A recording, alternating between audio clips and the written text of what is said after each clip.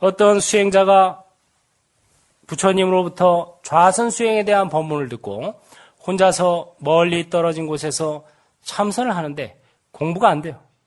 그래서 안 되겠다. 부처님을 만나서 다시 적합한 수행 주제를 받아야 되겠다 하고 부처님이 계신 곳으로 길을 떠납니다. 길을 걷다가 멀리서 아지랑이가 아른아른하는 것을 봤어요. 그걸 보고 문득 이런 생각이 들었어요. 저 아지랑이는 먼 데서 보면 실체가 있는 것처럼 보이지만 막상 가까이 가보면 잡을 수가 없다. 이것처럼 마음이라는 것도 일어나고 사라지는 현상이 있지만 그것은 인연의 소치일 뿐 불변하는 실체가 있는 것은 아니다. 여러분들의 마음이 하루에도 수십 번씩 일어나고 사라지고 하죠. 애가 성적표를 잘 받아왔어. 아이고 기뻐라. 내가 또 밖에 나가서 사고 쳤어. 아이고 이놈아. 하루에도 수십 번씩 오르락 내리락 왔다 갔다 하는 게 마음인데 그것은 마치 저 아지랑이와 같아서 일어나고 사라지는 현상이 있을 뿐이지 그 고정불변의 실체가 있는 것은 아니다. 이거를 터득했어요. 여기에 마음을 집중하며 길을 가다가 폭포를 만났습니다. 그래서 폭포 옆에 앉아 쉬면서 폭포 물거품을 보다가 이런 생각이 들었어요. 인간이 이 세상에 존재하는 것도 저 물거품과 같다. 몸뚱이가 태어나는 것은 물거품이 일어나는 것과 같고 죽는 것은 물거품이 사라지는 것과 같다. 이런 생각이 들은 거예요. 그렇죠. 우리 몸뚱이가 이 얼마나 무상한 겁니까? 일어났다 사라졌다 하는 것이 마치 저 물거품이 일어났다 사라졌다 하는 것과 같다. 금강경에도 나오죠. 일체유의법 여몽한포용 여로영여전 응작여시관이라. 일체의 애착이 있는 것은 마치 꿈과 같고 헛개비 같고 물거품 같고 그림자 같고 이슬과 같고 번개불과 같다. 이 6가지 현상의 공통점은 뭐다? 일어남 사라지는 현상만이 있을 뿐 잡으려고 들면 잡을 수가 없는 겁니다. 번개를 잡을 수가 있어요? 번쩍 치고 지나가는데 탁 잡아가지고 가져올 수가 없는 거죠. 물거품도 마찬가지죠. 잡으려고 들면 바로 터져버려요. 얼마 전에 제가 티베트의 다람살라에 가서 달라이라마 존자님도 뵙고 그랬는데 그때 같이 갔던 일행 중에 한 비구니 스님이 있었어요. 근데 그 비구니 스님이 아직 뭐 나이도 그렇게 많이 안 들고 그랬는데 교통사고로 돌아가셨대요. 저도 어제 그 소식을 들었어요. 그래서 야 진짜 이 몸뚱이가 허망한 거구나. 근데 불교에서는 죽음은 그 자체로서는 재앙도 아니고 축복도 아닙니다. 살아생전에 보시복덕을 잘 짓고 마음공부를 잘한 사람에게 죽음은 축복이고 살아생전에 마음공부도 안 하고 보시복도 안 지은 사람에게 죽음은 재앙이며 그런 스님 같은 경우에는 살아서 복덕도 많이 짓고 마음공부도 많이 했으니까 돌아가시면 도솔천이나 도리천으로 바로 가시니까 축복이죠. 그래서 오히려 어떻게 보자면 잘된 일이지만 그럼에도 불구하고 남아있는 사람의 입장에서 보자면 허망하죠. 허망하다. 정말 물거품 같은 것이구나. 이거를 깨달아야 됩니다. 그래서 이것을 너무 애착해서도 안 되고 그렇다고 너무 함부로 다뤄서도 안 된다. 왜냐? 이 몸뚱이는 체험학습의 교재이기 때문에. 이때 부처님께서 그 비구 가까이에 몸을 놔두어서 말씀하셨어요.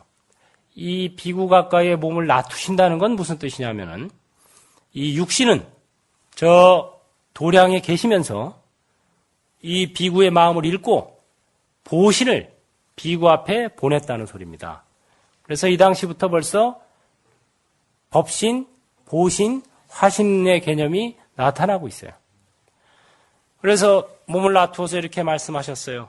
따라해 보세요. 몸이 물거품처럼 허무하고 마음이 아지랑이처럼 실체 없음을 깨닫는다면 그는 능히 감각적 쾌락의 화살을 꺾으리니 죽음의 왕도 그를 보지 못한다. 이 몸과 몸뚱이 차기 쉬고 마음의 분별심이 쉬면 저승사자도 나를 어찌할 수가 없다. 왜요? 보지 못하기 때문에. 보지 못하는데 끌고 갈 수가 없죠. 예. 유명한 그 마조록에 나오는 마조 도일선사의 일화에도 얘기했죠. 옆에 있는 절의 주지 스님이 40년 동안 출가한 지 40년이나 됐는데 아직 마음법을 깨치지 못했어요. 근데 어느 날 저녁 때 갑자기 저승사자가 둘이 나타나서 가자. 이러니까 그때 고민을 했죠. 그래가지고 저승사자에게 손이 발이 되도록 빌어서 하루의 말미를 얻었습니다. 겨우 하루. 그래도 이건 너무 심한 게 아니냐. 갑자기 나타나서 가자 그러면 어떡하냐. 하루라도 말미를 다오. 그래가지고 겨우 하루를 말미를 얻었습니다. 그때 이 스님이 이런 생각을 했어요. 따라해보세요. 나는 하루 동안 어떤 수행을 할 것인가. 마음만 먹고 있었지 제대로 된 수행을 못하고 40년을 허송세월 했는데 하루 동안 어떤 수행을 할 것인가 생각한다고 생각이 되겠어요? 안 되는 겁니다. 평상시에 연습해둬야 위기일발의 순간에 써먹을 수가 있는 거지. 평상시에 연습을 안 해두면 위기일발의 순간에는 막상 써먹지도 못하고 딴 생각만 나는 거예요. 그 사자가 들이닥치면 그런 생각. 그래도 그나마 하루 동안 어떤 수행을 할 것인가 생각한 것만 해도 기특한 거예요. 아니면 하루 동안 통장을 어떻게 정리를 할 것인가. 내 유산을 어떤 놈한테 줄 것인가. 내가 없는 동안에 또 혹시 우리 남편이 마누라가 세 장가 세 집은 안 갈 것인가. 이런 생각만 안 한 것도 기특하죠. 아니면 내가 없는 동안에 내 자식들은 저건 누가 어떻게 될 것인가. 이게 다 애착입니다. 그런 애착이 있는 한 윤회를 하게 돼 있어요. 왜냐? 그 애착심이야말로 진정한 분별심이죠. 그 분별심을 보고 끌고 가는 거예요. 저승사자는 몸뚱이를 데려가지 않습니다. 분별심을 끌고 가는 거예요. 그래서 그 스님이 옆에 있는 마조 도일선사에게 가서 여차저차하리 저를 좀 살려주십시오. 그 마조 도일선사께서 그렇다면 나를 믿고 내 옆에 앉아있거라. 그 마조 도일 스님 옆에 있었어요. 그 다음날 아침이 되자마자 득달같이 어제 그 저승사자가 마조 스님이 계시는 절까지 찾아왔어요. 그런데 희한한 것이 저승사자들은 두 스님 눈에는 저승사자가 보이는데 저승사자들 눈에는 두 스님이 안 보여요. 끌고 갈 수가 있겠어요, 없겠어요? 없는 거죠.